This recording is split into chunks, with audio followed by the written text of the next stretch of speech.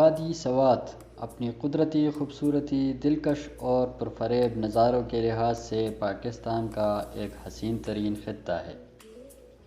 یہ قدرتی مناظر، شفاف ندیوں، بلند آبشاروں اور جنت نظیر مناظر کی وجہ سے دنیا بھر کے سیاحوں کے لیے پرکشش ہے، اور ساتھ ساتھ وادی سوات آثار قدیمہ کی وجہ سے بھی توجہ کا مرکز ہے۔ سوات ویلی کے بارے میں بننے والے اس پہلے ایپیسوڈ میں سوات کی تاریخ میں مختصراً بات کروں گا۔ امید ہے یہ ایپیسوڈ آپ کو پسند آئے گا۔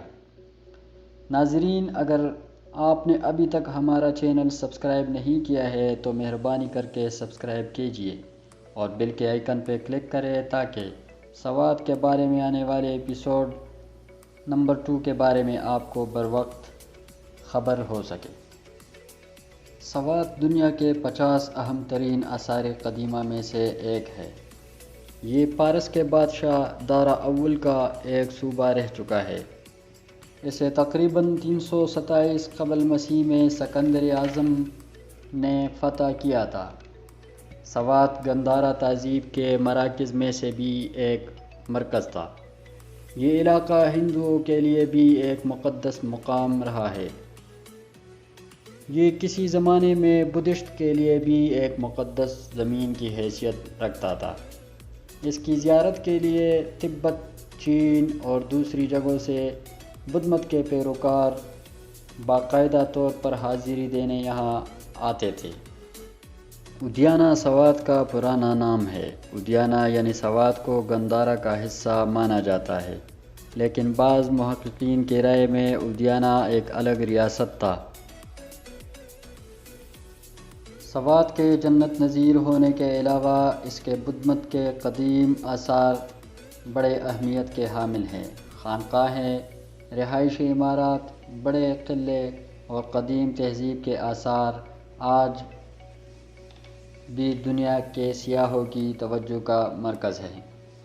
ماہرین آثار قدیمہ کے مطابق سوات میں اب تک 10% آثار قدیمہ کو بھی دریافت نہیں کیا گیا ہے۔ سوات میں آثار قدیمہ کے آثار میں سے سکے، برتن، زیورات اور دیگر بہت سی اشیاء نکالے جا چکے ہیں۔ دنیا کا دوسرا بڑا مجسمہ بھی سوات میں واقع ہے، جو ایک چٹان میں کندہ گیا ہے۔ سوات کو قدیم کتابوں میں ادیانہ کے نام سے پکارا گیا ہے۔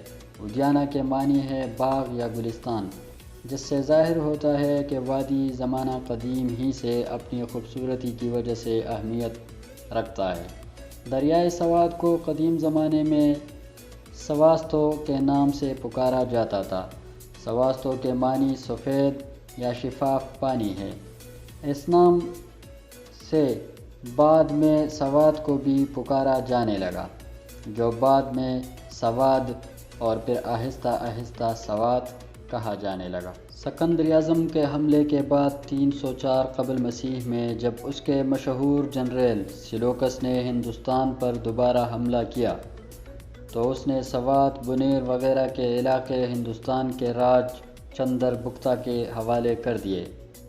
چندر گپتا کی حکمرانی میں یہاں کی باشندوں کو پوری مذہبی آزادی حاصل تھی۔ سوات نے اس وقت بے تحاشا ترقی کی تھی جب یہاں بدھ مت کو عروج حاصل تھا۔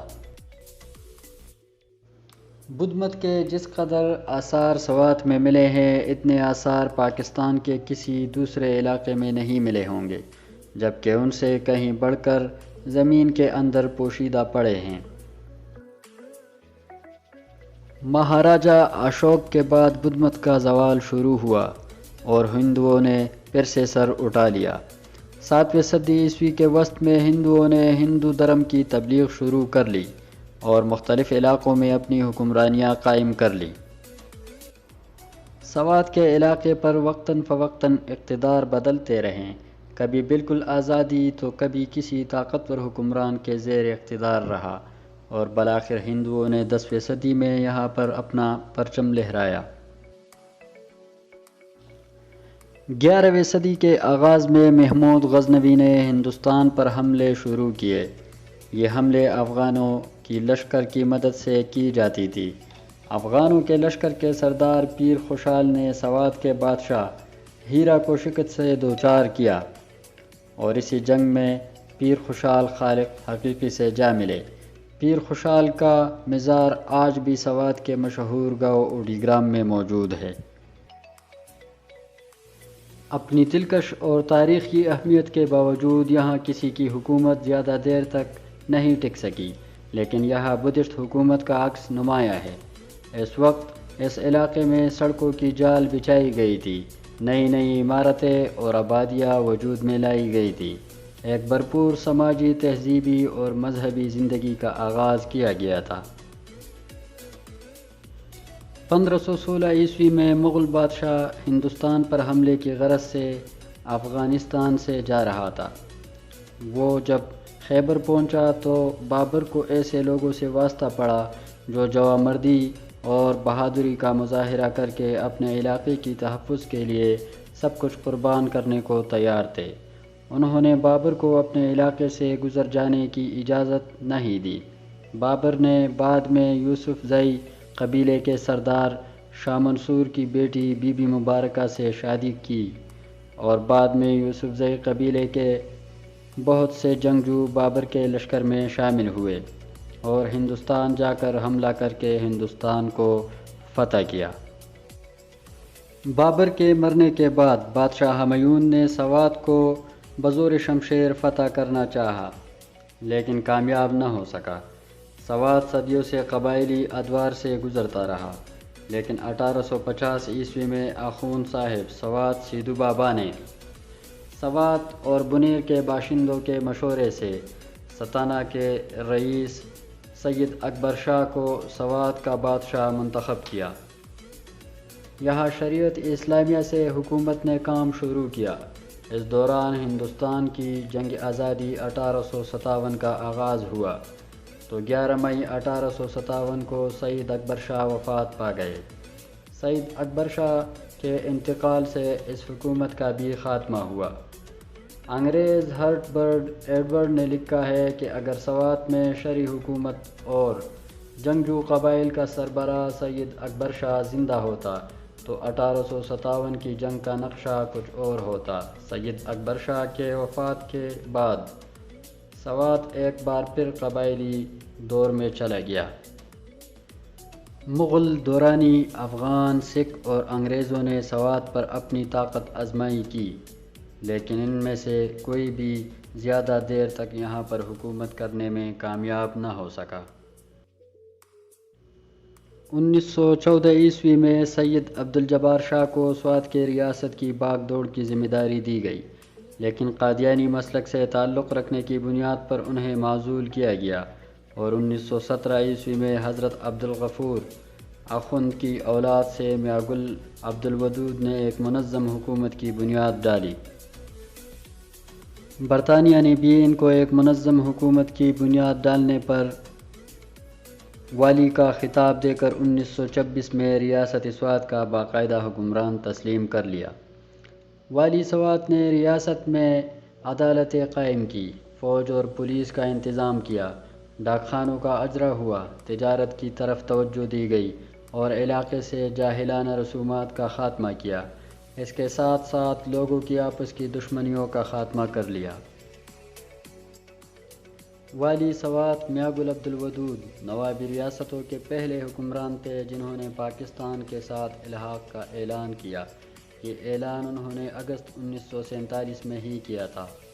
ایک طویل تگ و دو کے بعد جب ایک پائیدار ریاست ترقی کی راہ پر گامزن نظر آنے لگی تو 63 سال کی عمر میں انہوں نے خود حکومت سے دستبرداری کا فیصلہ کیا، اور 1949 کو انہوں نے رسمی طور پر اپنی ٹوپی اتار کر اپنے پوتے میاں گل جہان زیب کے سر پر رکھ کر والی سوات کی ذمہ داریاں میاں گل جہان زیب کے حوالے کر دی۔ اس موقع پر پاکستان کے پہلے وزیر اعظم لیاقت علی خان بھی موجود تھے۔ آخری والی سوات میاں گل جہان زیب 1969 تک مکمل حکمرانی کرتے رہے۔ 1969 میں پاکستان کے دیگر ریاستوں کی طرح ریاست سوات بھی پاکستان میں ایک ضلع کے حیثیت سے شامل کی گئی، اور پہلی دفعہ سوات میں ڈپٹی کمشنر اور ضلعی انتظامیہ پر مشتمل دیگر سرکاری اہلکاروں کی تعیناتی کی گئی۔ دوستو، تاریخ سوات کا دوسرا ایپیسوڈ بہت جلد آپ کی خدمت میں پیش کیا جائے گا۔